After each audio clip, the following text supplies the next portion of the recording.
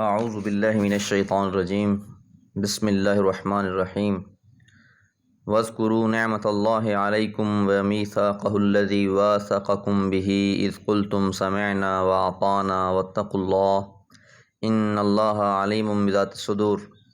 یا ایھا الذین آمنوا کونوا قوامین للہ شہداء بالقسط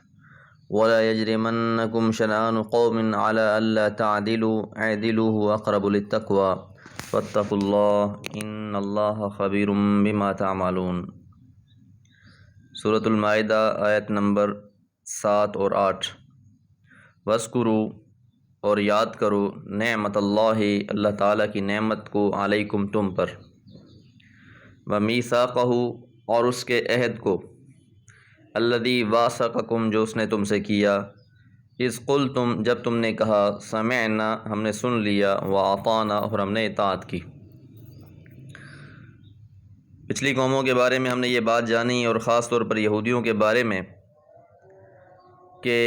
جب ان سے اللہ تعالیٰ نے کوئی بھی عہد لیا تو نبذ وراء ظہورہم انہوں نے اسے اپنی پشتوں پیچھے پھینک دیا، اور جب بھی ان سے کوئی عہد لیا گیا تو انہوں نے جواب میں کہا، سمعنا وعصینا ہم نے سن تو لیا لیکن ہم اس کی نافرمانی کریں گے، ہم اطاعت کے لیے تیار نہیں ہیں۔ اس کے مقابلے میں جب مومنوں سے، مسلمانوں سے اللہ تعالیٰ نے عہد لیا تو انہوں نے یہی بات کہی کہ سمعنا واطعنا، یا اللہ ہم نے سن لیا، ہم نے اطاعت کی۔ تو اللہ تعالیٰ نے اپنی بہت سی نعمتیں ان پر کی، اور انہی نعمتوں کا تذکرہ چل رہا ہے، جس میں پیچھے بھی ہم نے یہ جانا تھا کہ اللہ تعالیٰ نے فرمایا تھا کہ الیوم اکملت لکم دینکم واتممت علیکم نعمتی، کہ میں نے تمہارے لیے اپنا دین مکمل کر دیا ہے اور تم پر اپنی نعمت پوری کر دی ہے، ورضیت لکم الاسلام دینا، اور تمہارے لیے اسلام کو بطور دین منتخب کر لیا ہے۔ تو اس لیے یہ بہت بڑا اللہ تعالیٰ کا انعام ہے اور بہت بڑی اللہ تعالیٰ کی نعمت ہے۔ اب تم سے کیا مطالبہ ہے؟ واتقوا اللہ، اللہ تعالیٰ سے ڈرتے رہو، ان اللہ یقین اللہ تعالیٰ علیم خوب جاننے والے ہیں، بذات الصدور جو کچھ سینوں میں بھی ہے، جو کچھ انسان کے دل میں ہے، جو انسان کی نیت ہے، اللہ تعالیٰ اس سے بھی واقف ہیں کہ انسان کون سا عمل کس نیت سے کر رہے ہیں، کس انسان کی کیا نیت ہے، مالک کو سب پتہ ہے۔ یا ایھا الذین آمنوا اے لوگو جو ایمان لائے ہو، کونو ہو جاؤ، قوامین قائم کرنے والے، للہ اللہ کے لیے، شہداء گواہ، بالقسط انصاف کے ساتھ، یعنی جو بھی اب تم نے گواہی دینی ہے اسے انصاف کے ساتھ دینی ہے، کیونکہ انصاف اصل چیز ہے۔ انصاف کی ویلیو بہت زیادہ ہے کسی بھی معاشرے کے پنپنے میں، کسی بھی معاشرے کے پرامن اور پرسکون رہنے کے لیے اس لیے جو انصاف ہے وہ بنیادی چیز ہے۔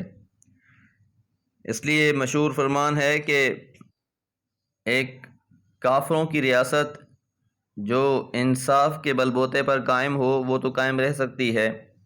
لیکن ایک مسلمانوں کی ریاست جہاں انصاف کا فقدان ہو وہ قائم نہیں رہ سکتی۔ اور انصاف ہر معاملے کے ساتھ، ہر معاملے میں، ہر انسان کے ساتھ۔ اس لیے اللہ تعالیٰ فرما رہے ہیں وَلَا يَجْرِمَنَّكُمْ، اور نہ باعث بنے تمہارے لیے، شنآن قوم کسی قوم کی دشمنی، نہ باعث بنے، نہ مجبور کرے تمہیں، شنآن قوم کسی قوم کی دشمنی، علی اس بات پر کہ اللہ تعدلوا کہ تم عدل نہ کرو، یعنی اگرچہ تمہاری کسی کے ساتھ دشمنی ہے، وہ کافروں کی سلطنت ہی کیوں نہ ہو، تمہارا معاملہ کسی کافروں کی جماعت کے ساتھ ہی کیوں نہ ہو، یا کسی دشمن قوم کے ساتھ ہی کیوں نہ ہو، لیکن انصاف اور عدل کو قائم رکھنا یہ بہت ضروری ہے۔ اب وہاں یہ بات نہیں کہی جا سکتی کہ یہ تو کافر ہے۔ اور مسلم تاریخ میں آپ کو بہت سے ایسے واقعات ملیں گے کہ کوئی بھی مسلمان اور کافر کے درمیان میں قضیہ عدالت میں پیش کیا گیا اور عدالت نے فیصلہ اس کافر کے حق میں دے دیا۔ عدالت نے کبھی یہ نہیں دیکھا کہ ایک معاملہ مسلمان اور کافر کے درمیان درپیش ہے، بلکہ بات جو انصاف پر قائم ہے، جو عدل والی ہے، اسی کو ویلیو دی گئی ہے۔ اعدلوا عدل کرو،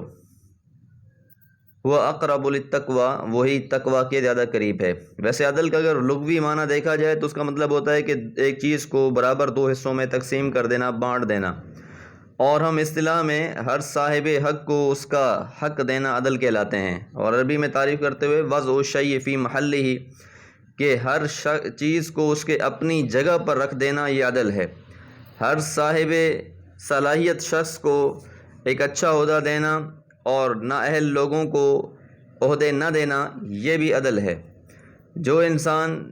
جس چیز کی اہلیت رکھتا ہے اس کے ساتھ معاملہ کیا جائے، یہ عدل ہے۔ اس لیے فرمایا جو عدل کا معاملہ ہے ہوا اقرب للتقوی، یہ تقوی کے بہت زیادہ قریب ہے، اور عدل کرنے والوں کو اللہ تعالیٰ پسند فرماتے ہیں۔ ان اللہ یحب المقسطین، کہ جو لوگ بھی عدل کرنے والے ہیں، اس میں انصاف کرنے والے ہیں، اللہ تعالیٰ ان کو پسند کرتا ہے، اللہ ان سے محبت رکھتا ہے۔ تو اس لیے اس بات کو مد نظر رکھنا چاہیے کہ اگرچہ معاملہ کسی کے ساتھ بھی ہو، اس میں یہ نہیں دیکھا جائے گا کہ ہم نے اپنی قوم، برادری، خاندان، بھائی بندی کسی کا ساتھ دینا ہے، نہیں، بلکہ جو بھی شخص حقدار ہے اس حقدار کو اس کا حق دینا عدل کہلاتا ہے، اور یہی تقوی کا تقاضا ہے۔ واتقوا اللہ، اللہ تعالیٰ سے ڈرو، ان اللہ، یقین اللہ تعالیٰ، خبیر، خوب خبر رکھنے والے ہیں، خوب جاننے والے ہیں، بما تعملون، جو تم عمل کر رہے ہو۔ تو ہو سکتا ہے دنیاوی معاملات کے اندر تم دنیا والوں کو تو دھوکہ دے دو اور کسی کا حق اٹھا کر کسی اور کو دے دو، لیکن اللہ تعالیٰ کے علم میں ہیں، اور بہت سے معاملات میں تو اللہ تعالیٰ تمہیں اس لیے یہ موقع دیتے ہیں کہ دیکھیں کہ تم اپنے اختیارات کو کس طرح استعمال کرتے ہو، تم اپنی گواہی کو کس طرح استعمال کرتے ہو۔ تو اللہ تعالیٰ سے دعا ہے کہ اللہ تعالیٰ تمام معاملات میں عدل و انصاف کرنے کی توفیق عطا فرمائے۔ وما علیہ الا البلاغ۔